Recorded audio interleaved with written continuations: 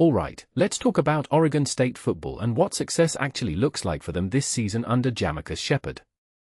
Because, let's be real, if you've been following this team, you know expectations are, well, let's just say they're not exactly sky high.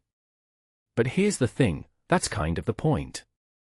And personally, I think that's what makes this story so fascinating.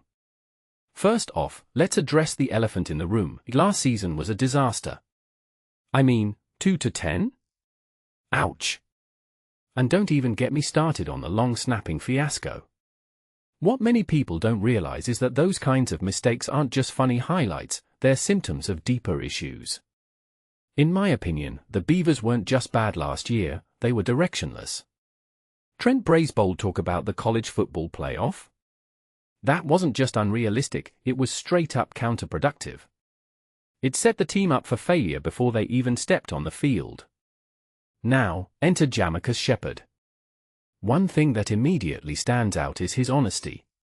When he says there's going to be adversity this year, he's not sugarcoating it. He's not trying to sell fans a dream. And honestly? That's refreshing. What this really suggests is that Shephard understands the reality of where this program is right now. It's not about making bold predictions, it's about laying a foundation. From my perspective, that's the first step toward actual progress. But here's where it gets interesting. What does success even mean for a team that's basically starting from scratch? Is it winning 6 games? 7? Personally, I think it's less about the number and more about the momentum. If Shephard can get this team to play with consistency, to show improvement week after week, that's a win. What many people don't realize is that college football is a marathon, not a sprint. And Oregon State is barely at the starting line. Now, let's talk about the bigger picture. College football has become an arms race, and Oregon State doesn't have the weapons to compete with the big dogs.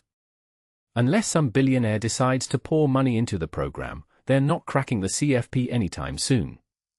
But here's the thing, does that even matter? If you take a step back and think about it, chasing that last playoff spot is a fool's errand for most programs. It's like trying to win the lottery, the odds are against you, and the cost of playing is ridiculous. So, what's the alternative? In my opinion, it's about building a sustainable program. It's about filling the stadium, keeping fans engaged, and competing for conference titles. That's where the real value is. And if Shephard can do that, even if he leaves in a few years for a bigger job, he'll have left Oregon State in a better place than he found it. That, to me, is the definition of success. But let's not get ahead of ourselves. This season is going to be a grind. The roster is new, the coaching staff is new, and the schedule isn't doing them any favors. A detail I find fascinating is how Shephard's positivity will hold up when things get tough. Because let's be honest, they will. But if he can keep the team focused, if he can recruit well and retain players, then Oregon State might just surprise us all. Here's my closing thought, success for Oregon State this year isn't about the win column. It's about setting the stage for the future. It's about showing that this program has a direction, a plan, and a leader who gets it. And if they can do that? Well, that's a victory in itself. What do you think?